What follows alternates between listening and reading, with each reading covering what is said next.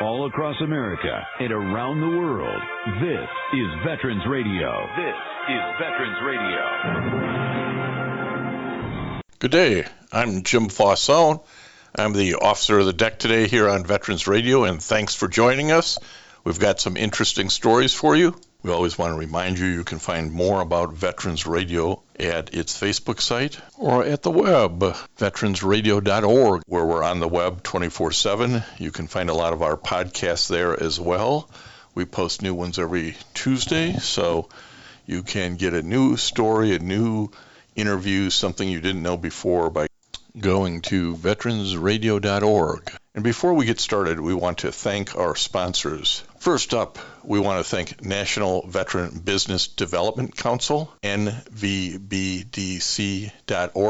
It was established to certify both service-disabled and veteran-owned businesses. You'll find out how they can help your business by going to nvbdc.org. We want to thank Legal Help for Veterans. Legal Help for Veterans fights for veterans' disability rights all across the nation. You can reach them at 800-693-4800 or on the web at legalhelpforveterans.com. And finally, PuroClean. PuroClean is the paramedics of property damage. It provides water damage remediation, flood water removal, fire and smoke damage remediation, mold removal, biohazard cleanup. It also has a focus on veteran franchisees. You can learn more about them by going to puroclean.com. Today's broadcast is going to hear from a couple of Medal of Honor recipients. And as a host, I'm Jim Fausone, as mentioned. I think Dale and I always find this an incredible honor that Veterans Radio has had the opportunity to talk to so many Medal of Honor recipients. There aren't that many alive these days. I think it's about 60 at the moment. But these men are humble in recognizing that on a given day, they kind of went above and beyond in the area of valor and courage. We're going to talk to Clint Romesha and Earl Plumley. Both have different stories, but it's really interesting to hear these men. And at the end of the program, we're going to talk a little bit about the National Medal of Honor Museum, which just opened up in Arlington, Texas. It's April, but just a couple of weeks ago, a month ago, in March was Medal of Honor Day. So kind of in honor of all of that stuff going on, we thought we'd bring you these two stories from Medal of Honor recipients. We want to welcome today, and it's a special privilege, to have Medal of Honor recipient Clint Romesha on the line with us. Clint, welcome to Veterans Radio. Hi, Jim. Thanks for having me today. Well, this is a real honor for us. We try to tell veteran stories and have been fortunate over the 20 years we've been doing this to talk to a lot of Medal of Honor recipients.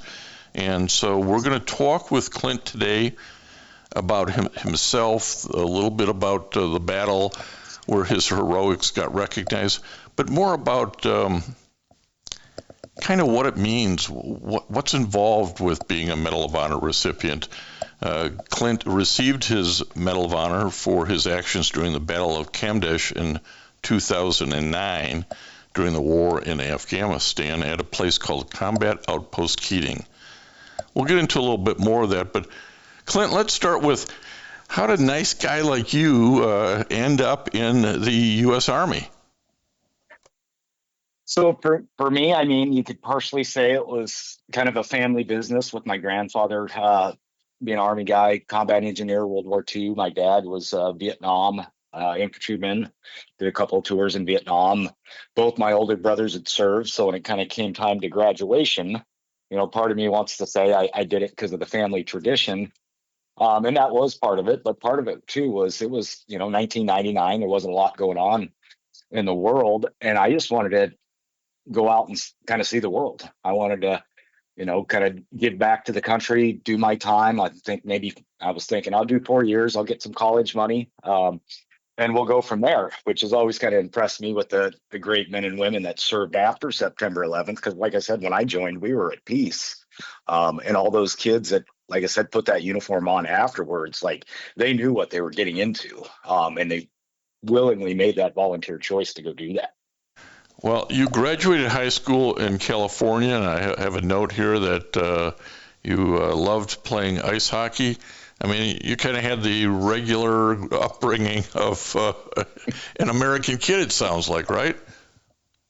Yeah, we grew up, like I said, in a tiny little town in Northern California. We're ranchers and farmers. That's what he did going to school.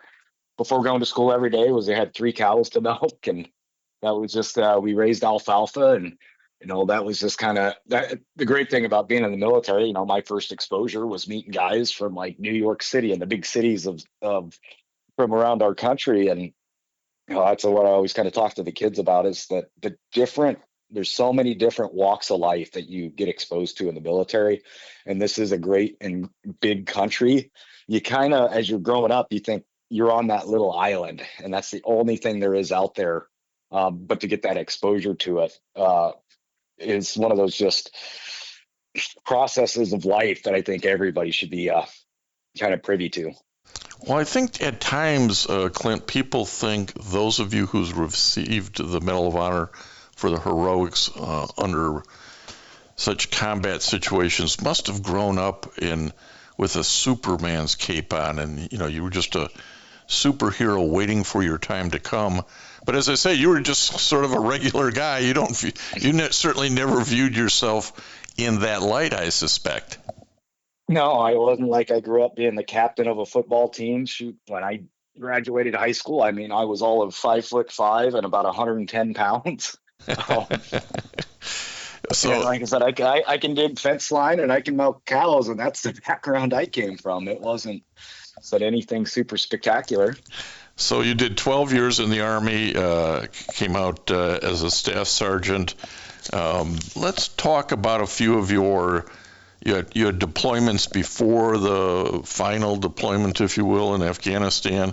Tell us a little bit about Kosovo and Iraq a couple of times, and military life, because along the way you get married and all of those other things happen as well. So set this up for us about where you were experienced and mentally prepared for that final campaign in Afghanistan. It goes back to, if it wasn't for all the other things I'd went through prior to the Afghanistan deployment, I mean, we can always play the who knows or what ifs, but I do think, like I said, my first deployment was Kosovo back in '99. Like I said, when I graduated high school, went to my dad, told him I was wanting to join the Army. I was 17 at the time, and he told me no, because he's like, no, I'm not going to sign for you. He wasn't smart enough to say go to the Air Force? Well, the first thing he said was, if you're going to join the military, go get a job that's not combat arms. Get something that you can do after you take the uniform off, because there's not a lot of opportunities for combat arms guys with direct skill transfers and stuff. And so once again, you didn't listen to Dad, did you? I don't think many of us kids really understand what our parents are truly trying to tell us until we strike out on our own and kind of. I've always loved the discipline of failure. Nothing motivates you more than failing at something to teach you a good lesson. But back then he told me, I'm not going to sign for you, because maybe not tomorrow and maybe not in 20 years, but if you put the uniform on, you might have to go and do and see things that you shouldn't have to go do and see. Like I said, Dad and Grandpa never shared their kind of combat experiences when they were in.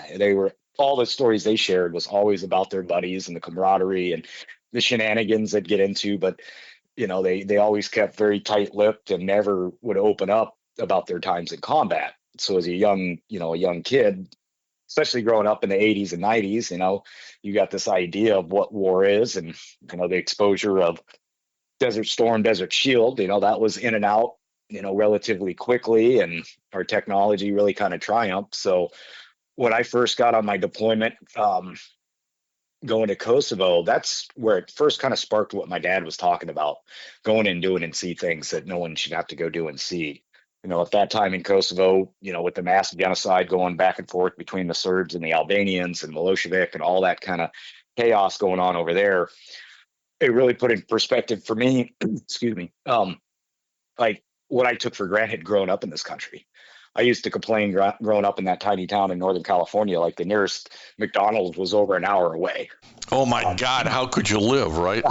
I know how tragic, how just, my life was so rough and tough. And all of a sudden I'm 18 years old and I'm in a foreign country where we literally are escorting either Albanians through Serbian towns or Serbians through Albanian towns to go get fuel for their tractors so they can farm, so they can provide enough food just to survive a winter.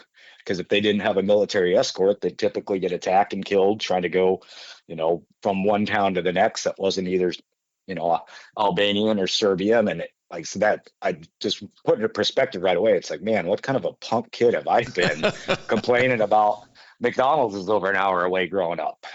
And there's literally people living on this earth that if you don't have a military escort, you can't even go get fuel for your tractor to plow your field to keep your family alive for a winter.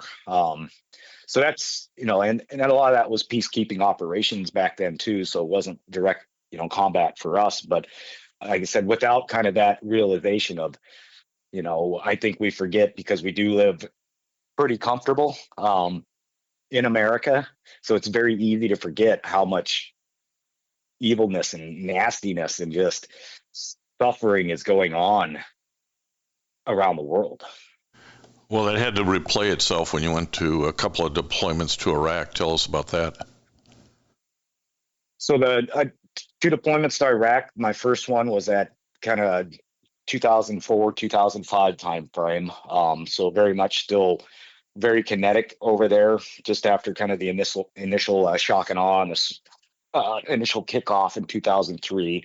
Things had, obviously settled down some by then, but we weren't direct fighting at that time. Saddam's army, they'd been pretty much disbanded, but there was still very much hot and heavy. And I was one of the lucky souls that I came out of 2nd ID out of Korea that actually put together a brigade and deployed us from Korea to Iraq on the first deployment that I went on. Like I said, that really was, in my mind, it was like I was actually getting ready to get out of the Army at that point. I had a guaranteed return assignment coming back to Fort Irwin, and I volunteered to go with the unit. And my colonel, because I was a gunner on his tank at the time, he kind of told me, he's like, Clint, you got a guaranteed return assignment. Fort Irwin's Tradoc, you can go back there and get out of the Army in 2 years and you never have to see a day in combat. But for me, it was like, well, that's what I signed up to do. I felt like I was kind of not checking all the blocks of military service, that we had a war going on, and how could I serve and not actually go when I had buddies that I'd lost at that point from my previous units, and then guys that I knew through basic training that were injured, and it felt selfish not to volunteer to want to go. And so that first deployment was still very kinetic, trying to take the fight to the enemy, but yet it opened my eyes too. Like, you think you have an idea of what combat is. It's just, you have this kind of fantasy that it's always heroic and just glorious, and everything's, just over the top, and good will always triumph. And as long as you're, the best, no one will ever get hurt. And the reality of war and combat on that first one very quickly sunk in. It's like, nope, everybody's vulnerable. You can have the best, this, that, and the other, but sometimes it's not your day, and the enemy's they're going to be thinking, and they're trying to do bad things to us. So we got to be on our toes. And that's when I got into very quickly kind of got into the mindset that, you want to you're going to take your guys over. And the reality is you can't bring them all home. But obviously that's what you're working at the goal on. And you did a number of training programs. Again, this is all background to sort of set up the activities of that day at the outpost.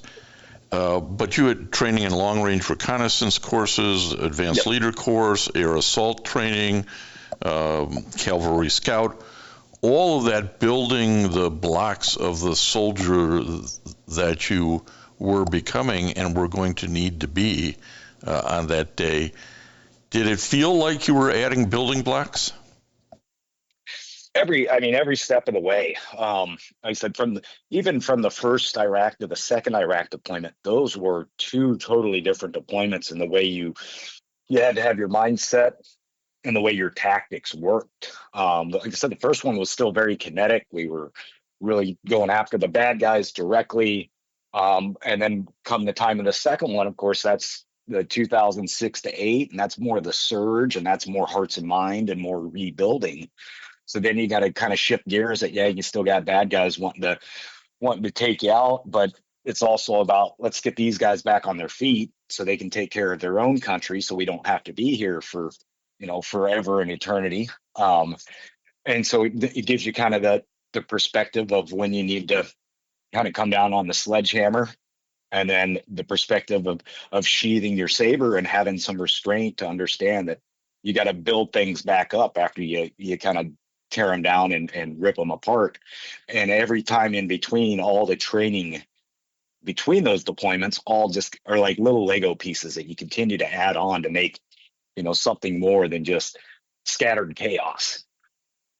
As I say, all of this builds to who you were on that day in October of 2009 at Outpost Keating in eastern Afghanistan. To set this up a little bit, Combat Outpost Keating may have been the worst location in the entire Afghan theater for a base or an outpost. It was down in a valley. All the high ground looking down on it was just rife with being positioned so that the Taliban could lob rockets, grenades, shots, what have you in. And on that particular day, a force of 300 Taliban insurgents attacked the base, which maybe had 50 guys in it. And quickly they infiltrated. And surprisingly, this 12-hour battle is filmed. A lot of it's filmed by the Taliban. So if you're interested in more of sort of what's going on and seeing some of that activity, it's really replayed in a couple of places for our veteran radio listeners. And we're talking to Clint Romesha, who received the Medal of Honor for his activities on that day at Camp Outpost Keating. There's a movie, The Outpost. He wrote a book, The Red Platoon. There are on YouTube really interesting interviews with Clint. There's a CBS Sunday Morning interview from about 8 years ago. So you can get a lot more about the actual battle itself. And actually, you'll see the changing beard of Clint Romesha. Clint, are you clean shaven today, or you have that great beard going? I don't have the big beard going, but again, like I said, living up in North Dakota, I grow those things for survival come wintertime. They're not really a fashion statement. But all joking aside, the U.S. Army ultimately closed Outpost Keating, considering it indefensible, which was of no value to those of you who had to fight that day and got injured that day. Why don't you give us just a brief, this is what I want people to know that happened in that battle on that day? The big things I always want people to know is it wasn't just me out there. Like I said, I had 50 other guys, 2 Latvians, fighting right there to my left and right. And 8 of those great men gave up their life that day. And if it wasn't for their sacrifice, one for the 50 other guys there, one for us working together, we wouldn't have came out. We would not have came out of that valley. It goes back to that teamwork, that brotherhood, that camaraderie. And the fight that day wasn't about politics. It wasn't about whether we should be in Afghanistan or not. It was literally about the love of your fellow warrior to your left and right, knowing that they had your back and would do everything, to include lay down their life to protect you, and you wanted to do the same for them. And the enemy that we fought that day was very proficient. They knew exactly what they were doing. They were veteran. They were seasoned. They wanted to come in and kill us because they hated everything we stood for. And we came out on top that day because of the great values that this country has instilled, I think, in every red-blooded American, of that loyalty, love, patriotism, duty, honor, respect, selfless service, courage, sacrifice. And it was because of all of those things that love and selfless sacrifice and courage trumped the hatred that we faced in the Taliban fighters that day. I want to highlight one example of those qualities that you've just mentioned, and that is, as I said earlier, this is a 12-hour battle. You guys are running out of ammunition, food, water, everything, and you get to the point where the ammo depots some number of yards away, 100 yards away sort of thing, and you have to ask for volunteers to go with you and try to retrieve, get to that building, get some ammo distributed. Is there anybody who's going to go with me? And the guys stand up. That's really got to be one of those spine-chilling moments in your life.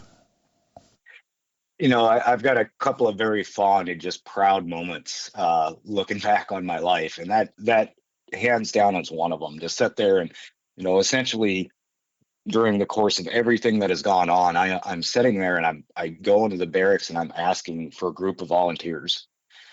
And like I said, I had 5 guys that stood up. It was Raz, Delaney, Danley, and Jonesy and Miller. And then I told them what I was wanting them to volunteer for, and essentially it was potentially a suicide mission. We are going to attack the enemy that's got the high ground, that's got us outgunned, outnumbered. They've got the initiative. Everything is stacked against us. And I like I said, I just said I just need volunteers, and you don't have to come if you don't want to. And each and every one of them just kind of looked at me and said, would follow you anywhere. You know, and on a leader, on a personal note, to have another human being literally tell you, not just tell you, but go out and actually then go do it by their actions, that I will follow you anywhere. You know, it was a moment that is just always going to be forever in my heart. The other spectacular thing that I got to be part of is that was month 3 into a 12-month deployment. And I got to watch for another 9 months, those men from Red Platoon pull up their big boy pants and continue the mission for 9 more months in country. Not a single one of the guys from Red Platoon said, you know, that day was too tough on me, too much had happened. They didn't kind of play the woe is me and the pity party. Each one of those young men continued mission. And we didn't kind of take a knee and reflect truly on that day until we got back to the States 9 months after that. And that's another moment that is super proud of the leader, that you can get those guys, after going through all of that, to have the resiliency, the discipline, and the strength to sit there and say, you know what, we're going to finish this mission out, and we're going to finish it out right. Now, this battle resulted in 9 soldiers, 8 American soldiers who were killed, and 9 soldiers were decorated with the Silver Star Medal. And on another part of the camp, in a whole different area that Clint had no idea what was going on over there, another Army Staff Sergeant, Ty Carter, was undergoing his own set of heroics, which resulted in the award of the Medal of Honor. But in your instance, Clint, who advanced the package for you to receive the Medal of Honor? I think the general public kind of doesn't understand how this comes about.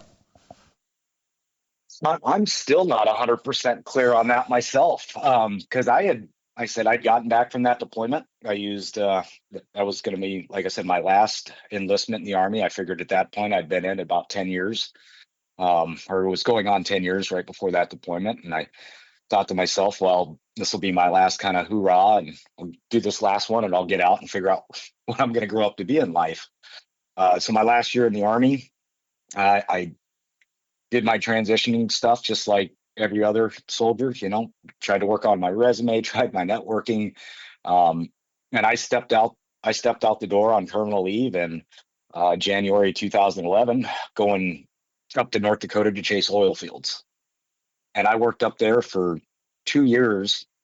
And in that 2 years, I'd call and talk to some of my old troopers and stuff that were still in, and we'd have those conversations every so often, like, hey, Sir Rowe, did you ever get anything for that day on October 3rd? And I'd be like, I don't know, Mike, Stony Porter said something the day after or so about putting me in for a DSC, but I haven't heard a peep about it. And, Raz, you got your Silver Star? Well, yeah. It's like, well, you got your stuff. I made sure all the guys were taken care of before I took the uniform off. And that's what I'd kind of just gravitate back to. So it wasn't until, I said 2 years later, I'm sitting there in the oil field and I get this call on my phone from a number I didn't recognize.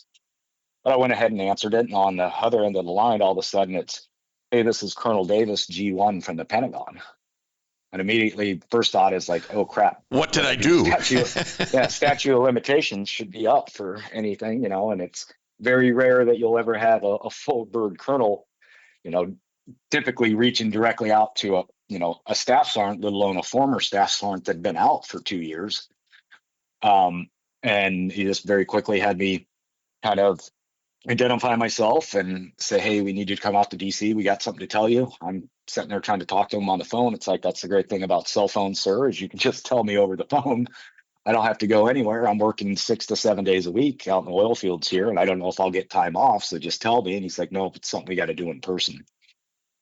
I was able to talk to my boss and finally got a free weekend, and I went out there. And it wasn't until I got to DC, went to the Pentagon for the first time. They sat me down. They started giving me the brief. And as I looked down, there's 3 posters in front of me, and one's of Sal Junta, the first living recipient since Vietnam to receive the medal. The next one is Sergeant Leroy Petrie, Army Ranger, living recipient. And the third one was a Sergeant Sabo, medal, Vietnam posthumous. And it's Medal of Honor, Medal of Honor, Medal of Honor. And I just kind of remember looking down at that, kind of zoning out, just being bewildered, because like I said, in the back of my mind, when I initially got the call, I remembered Stony Portis told me he was going to put me in for a DSC. But really what I was thinking when I went out there is they probably downgraded it to maybe a Silver Star, and it would just be a handshake and maybe take a picture or something. And I'd jump back on the plane and fly back to North Dakota after I've done my time there and just get back to, where I left off. But then all of a sudden I'm staring at Medal of Honor, Medal of Honor, Medal of Honor. And I just kind of remember looking up and calling a timeout and asking all the brass in there. It's like, what the heck is this? Like, I got told I got put in for a DSC. Why is this Medal of Honor stuff in front of me? And they go, well, you've been recommended for upgrade. Short of the president signing your award, you'll be receiving the Medal of Honor. Like I said, I had no indication prior to that moment that there was a recommendation for upgrade. That, I mean, I didn't even, like I said, know the status of what happened with the DSC after I'd talked to Stony Portis just a couple of days after the battle. Like I said, that was kind of the farthest thing in my mind. So it was immediately just shocking to hear that what I got credit for that day. I just thought to myself, well, that was just doing my job, and I didn't do it alone. And I had other guys there to my left and right, and I had those 8 men that gave up their life and aren't here. Like, it should have been any one of those guys. Why me? Yeah, I think every Medal of Honor recipient I've spoken to has sort of said the same thing. I was just doing my job. There were a lot more guys who were a lot braver than I was on that day.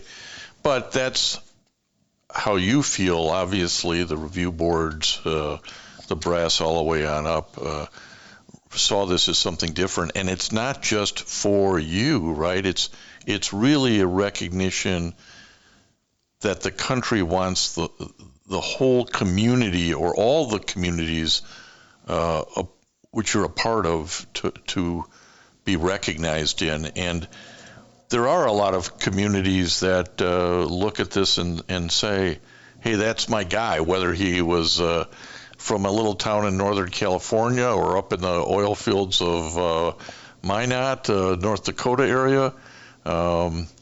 It's sort of a recognition for a whole lot of people, isn't it?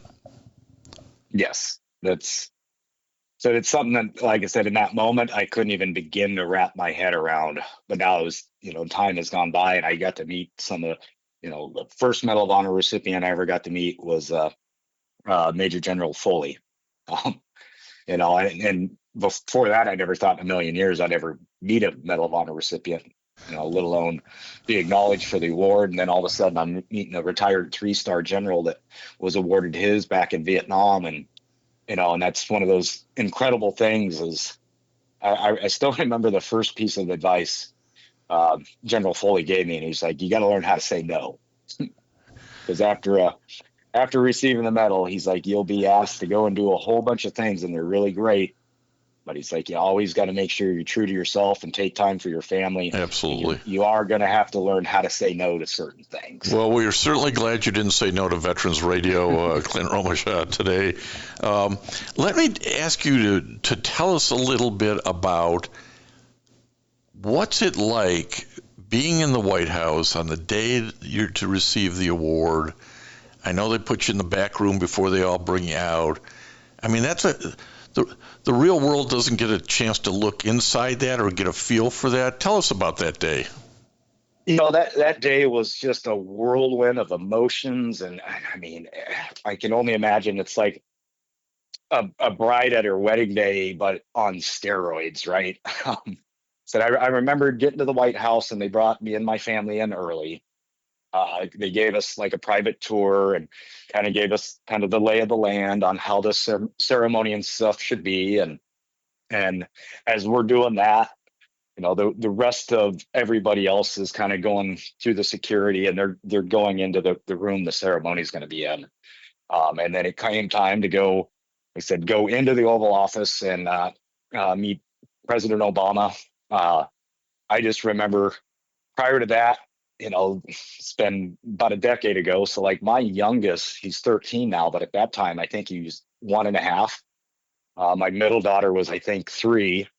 So of course, the back of our mind is like, right, not really the place you bring a 3 and a 1.5-year-old. But the White House and Michelle, First Lady and the President were just like, no, bring the kids. We want the kids. So what I remember is being in the Oval Office, sitting there kind of talking to President Obama, and he's talking to my parents and stuff. And I'm looking over, and I got one kid running on the furniture and the other kid grabbing apples out of their little basket on the coffee table and just taking one bite and not liking it and throwing it back. I'm just sitting there kind of shaking my head thinking, man, the President and First Lady think I'm probably one of the worst dads ever, that I got these unruly 3 and 1.5-year-old kids just acting a fool here in the Oval Office. But they were very warm and welcoming and absolutely loved it that we brought the kids with. And like I said, my oldest daughter, who's now 23, she was only 12 at the time herself. But we got done. President Obama signed my award. And then we were walking from the Oval Office to the ceremony room, kind of crossing through the lawn. And I just remember sitting there just kind of having a quiet conversation with President Obama, like, this is really weird for me. I appreciate the hospitality. And unbeknownst to me at the time, me and the president, we split to go into the final briefing room, and the rest of my family went into the ceremony room.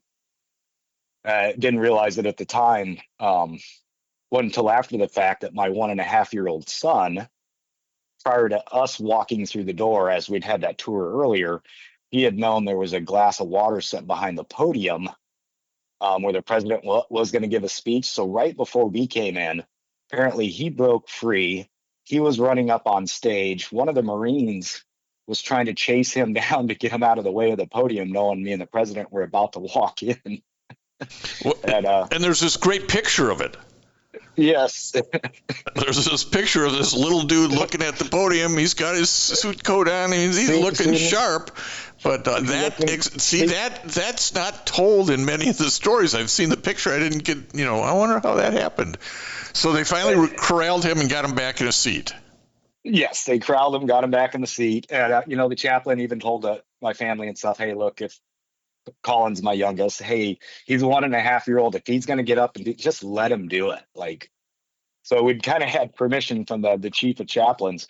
But like I said, me and the president didn't know that. So when the president's kind of giving his speech, he's talking about my son then in the Oval Office grabbing those apples. So then everybody kind of had a good chuckle because they got to see firsthand of kind of we know what he's up to.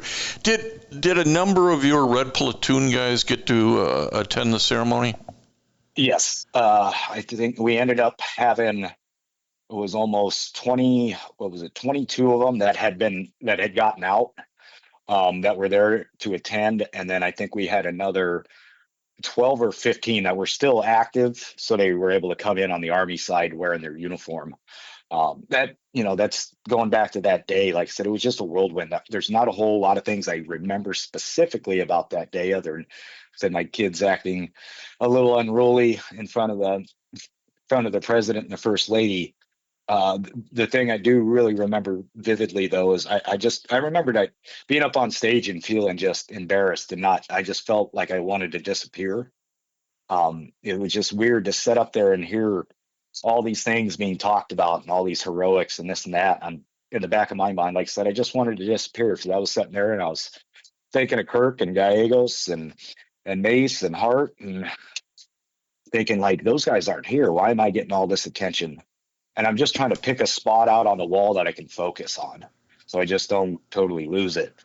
And it comes to a moment where I remember looking straight out ahead, and in the first row was my family, my mom and my dad, my brothers, my sisters, and my kids, and right behind them was the 8 Gold Star families from the 8 men we lost. Their families were there. Yeah. And then just to the left was my Army family, the guys I served with that day. And I had this moment where it just kind of came over me, and it was like, damn, Clint, this really sucks, but I'm not here alone. I've got all of my family with me. And that's pretty cool. One of the things that happens over time, I think every Medal of Honor recipient goes through this, where I'm really not worthy, even to the point of saying, I don't want to accept this award, to where the Army says you have to accept this award. You didn't read the fine print. And the ceremony concludes, and now a decade has passed. You've probably learned a lot about yourself, the country, what it means to be a Medal of Honor recipient. As you look at this decade of having this beautiful burden of being a Medal of Honor recipient, where does that lead you? It's reflecting on that decade of what I could tell, what I thought the Clint of 2013 knew to the Clint of 2024. Said initially, like I said, it was tough to almost overnight be recognized for something like that, and that took me a while to I wouldn't say get used to, but learn how to kind of manage and refocus that. I said, because initially it was embarrassing to sit there and why am I getting recognized when these guys sacrifice so much more? And that turned into, though, as we, coming up on especially the holidays and just got through Veterans Day, and, we'll have Memorial Day coming up here in a few months. And, we always say, never forget. We're never going to forget the service, the sacrifice. What I realized is in those 2 years I was working in the oil field, I never talked about Gallegos and Kirk to anybody. And it was like, if I'm not talking about them, I'm not letting people have the ability to never forget. So as time has gone by and dealing with that, that's what I realized. Receiving the medal gives me the opportunity to tell those guys stories that are no longer here to tell it themselves.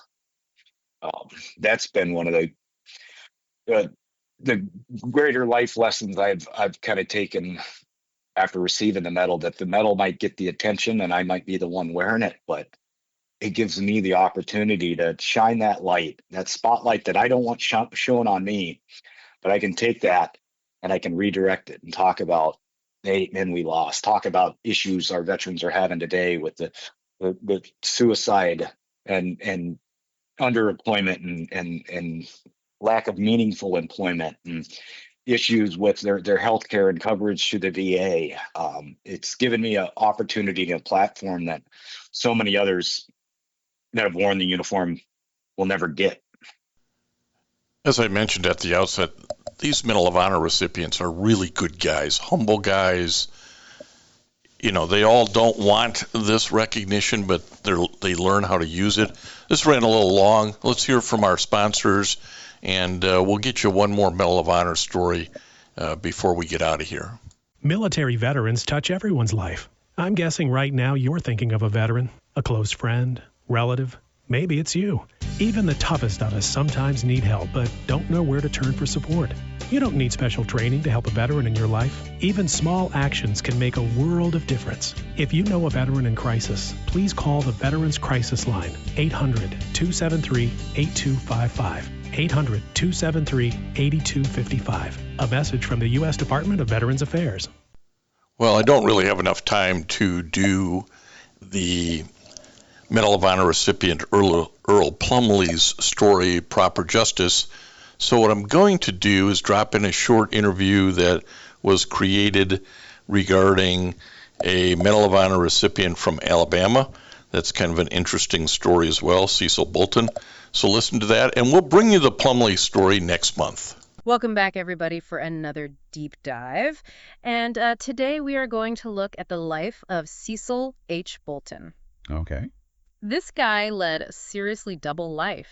Hmm. So our sources today tell a story about a man who was both a really, really great boxer and a total war hero. Oh, wow. What made this guy want to be so good at such different things? That's what we are here to figure out today. Right. Yeah, that is a good question. Like most of us, we tend to think of boxing as, individual strength.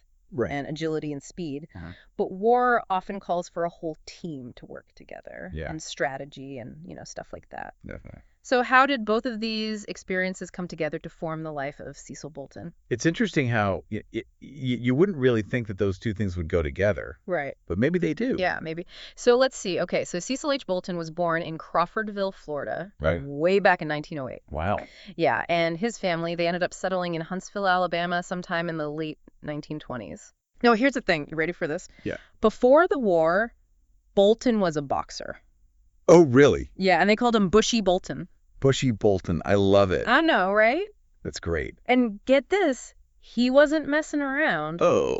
In 1928, he had 37 fights. What? 37. Wow. That's a lot. That's a lot of fights. That's a lot of punches. Yeah.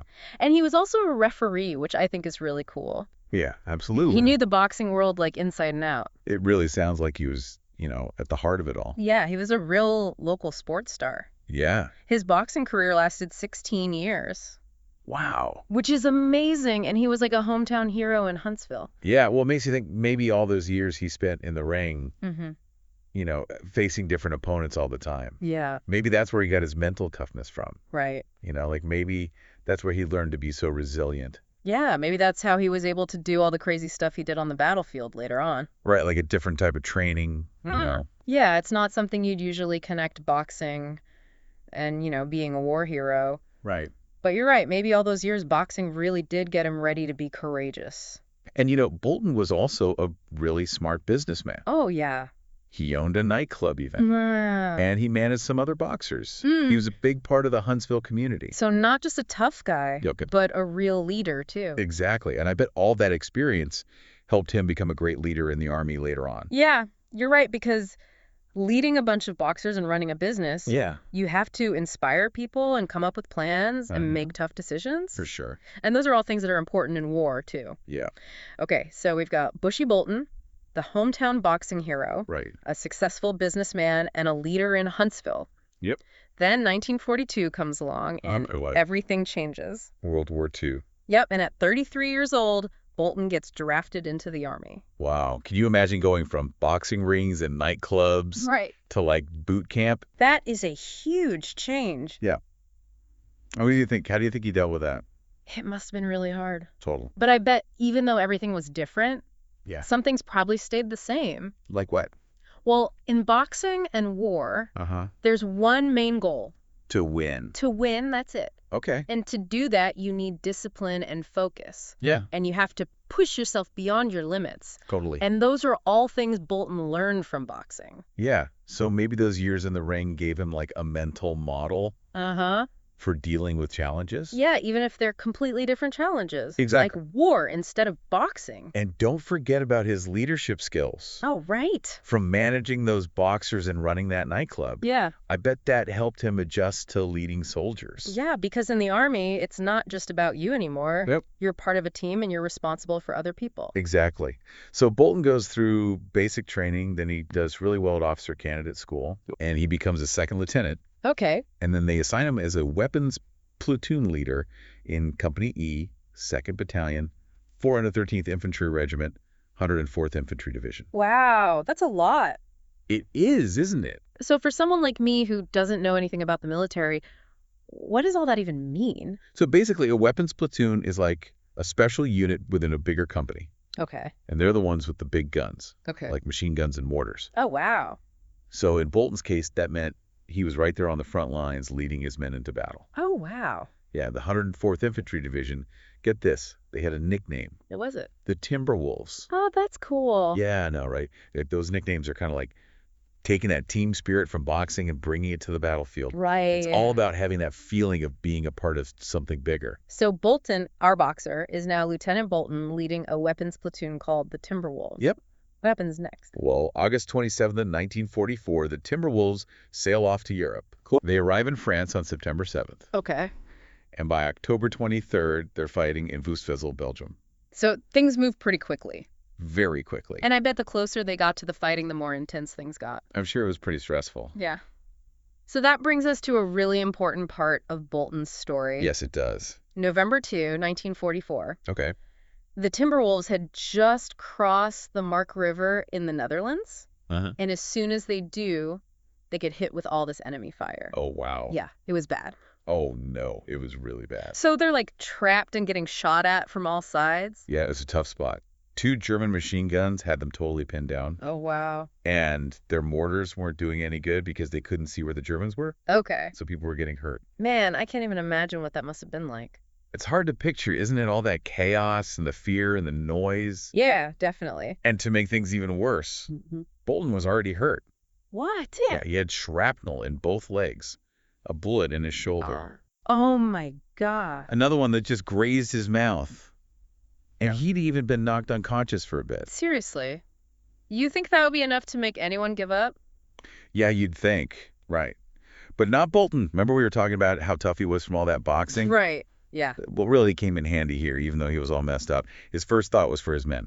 So like a true leader. Yeah, he knew they were stuck and needed to get out of there. So what'd he do? He crawled over to his guys and asked for volunteers. And get this, he waded into this freezing cold water that was up to his chest to try to take out those machine guns himself. Wow, he was already hurt and he's going to go put himself in even more danger. It's pretty amazing when you think about it. He wasn't worried about himself at all. Wow. All he cared about was getting his men to safety. That's incredible. It really is a crazy level of selflessness. Okay, so how did he take out the machine guns? We got to the first one using grenades. Okay. Took it out. And then went back to his bazooka team to get the second one. So he's dodging bullets and freezing in this water, and he's still going. Oh, yeah. And he wasn't done yet. There's more. After they took care of the machine guns, Bolton realized there was this big 88 millimeter artillery gun that was just hammering the American lines. Okay. So he leads his bazooka team over to that thing, braving all the enemy fire and that ice-cold water again. Man, this guy's unstoppable. I know, right? He had such courage, and he was so strategic about it all, picking out the biggest threats and taking them out one by one. And thanks to him and his bazooka team, they destroyed that artillery gun, which gave them a much better chance of surviving. So he basically took out 3 major enemy positions all by himself. Pretty much, yeah. And remember, he was doing all this while he was seriously wounded. Right. He actually got hit again during all this, Yeah. but he refused to get any help. Why? All he cared about was his men. He wanted to make sure they got out of there safely. Man, that's just crazy. And as he told his guys to retreat while he covered them, Wow. he crawled back to their lines until he finally collapsed. I can't even imagine what that must have done to him, both physically and mentally. I know it's hard to fathom. By November 7th, the Timberwolves had accomplished their mission. Good. But it came at a huge cost. How huge. They lost almost 1,500 men, 313 killed in action, and 103 missing. Oh my God. I know it's a lot. Major General Terry de la Mesa Allen Sr., their commander, sent each one of his men a letter. Oh, wow. Congratulating them, and at the end of each letter he wrote his motto, "Nothing in hell must stop the Timberwolves." Oh man, that gives me chills. It's pretty powerful, isn't it? Yeah. It really shows how tough and determined the 104th Infantry Division was, and it shows just how much they sacrificed. And what Bolton did that day perfectly represents that spirit. Absolutely. He was given a Silver Star for his actions, which was later upgraded to the Medal of Honor. Yeah, on September 4th, 1945, President Truman himself gave him the medal in this big ceremony at the White House. Wow. He was one of 28 heroes who got medals that day, including another guy from Alabama named Paul L. Bolton. That must have been an incredible moment for him. It must have been to receive that recognition after everything he'd been through. And he got other medals, too. Yeah. You know, What else did he get? 2 Bronze Stars and 2 Purple Hearts. Wow. So what did the Medal of Honor citation actually say about what he did that day? Well, it's a pretty powerful document that really captures his bravery and selflessness.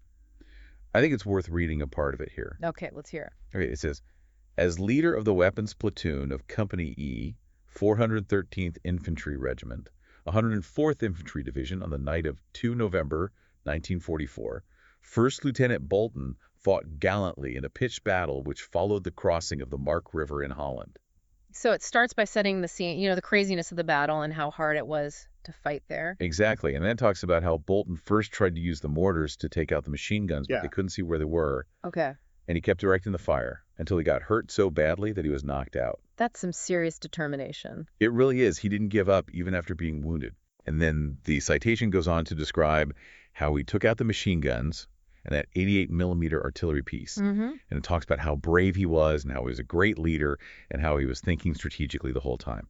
It really paints a picture of what a hero he was, doesn't it? It does. And it finishes by saying how he wouldn't let anyone help him, and he made sure his men retreated while he crawled back. It's such an amazing story. It really is a story about sacrificing yourself for the people you care about. So what happened to Bolton after the war? How do you go back to normal life after going through something like that? I know, it's hard to imagine going back to like everyday life. Yeah. But Bolton, he stayed in the Army. Oh, really? Yeah, even through the Korean War. Wow. He really dedicated his life to serving his country. And he ended up becoming a colonel before he retired. So from boxer to war hero to colonel. Yeah. That's pretty amazing. It is. It shows how he could adapt to anything and how committed he was. Yeah, he wasn't just one thing. But his story, it doesn't have a happy ending, does it? No. Sadly, Cecil Bolton died pretty young, actually. Oh. Yeah, he was only 56. Wow. He passed away at Brooke Army Hospital in Fort Sam Houston, Texas, January 22, 1965. Man, that's a reminder that even the toughest guys, they're still human. They are. So what happened after he died? Well, he was buried with full military honors. Okay. At the Fort Sam Houston National Cemetery in San Antonio, Texas. Okay. And his wife, Bessie, she was buried there with him when she passed away in 1978. That's nice that they're together. Yeah. It's a fitting tribute to a man who spent his life helping others. Yeah, and his legacy, it lives on. How so? While in Panacea, Florida, where he was born, Uh-huh. they built a monument for him. Oh, wow. Yeah, it's a permanent reminder of his journey from that small town to the battlefields of Europe and back again. So we've gone from Bushy Bolton, this like charismatic boxer, to Lieutenant Bolton, the war hero, Right. to Colonel Bolton, who served his country his whole life. It's quite a story, isn't it? Full of twists and turns. Yeah, it really is. And I think what makes it so interesting is that it challenges the way we think. How so? Well, we don't usually think of a boxer becoming a war hero, Right. but Bolton's life shows us that those two things can actually work together. Yeah. It's a reminder that people are complicated. Yeah. They have hidden depths, and they can always surprise us. Exactly. And I think there's something we can all learn from this. What's that? Bolton's story teaches us to look deeper than the surface to see that courage and leadership can pop up in unexpected places. Yeah, I like that. His life shows us the power of never giving up and putting others first. And how strong the human spirit can be. Yeah, it's a really inspiring story. I think we've done a good job of exploring the life of Cecil H. Bolton. I think so too. From boxing to war, his story is all about bravery, determination, and always being there for the people around him. It reminds us that heroes are everywhere, even in places we might not expect. So keep your eyes open and never stop looking for those incredible stories of bravery and resilience. And on that note, I think we'll wrap up our deep dive into the amazing life of Cecil H. Bolton. Sounds good. Thanks for joining us, everyone. We couldn't really do this work without the help of our sponsors. They include the National Vietnam Veterans Association of America, VVA chapter, Charles S. Kettle's chapter in Ann Arbor, the VFW chapter in Ann Arbor, the American Legion chapter in Ann Arbor, our friends at nvbdc.org, at PureClean, and at Legal Help for Veterans. So, didn't get to everything we wanted to do this time. It goes real fast. We'll be back next week with more stories, and I'll be back next month with a Medal of Honor story. Follow Veterans Radio on Facebook. Listen to our podcast, which we post new ones every week. And until next time on Veterans Radio, when Dale's back with stories, and I'll be back next month again, as I said, with more Medal of Honor stories. But until next time, you are dismissed.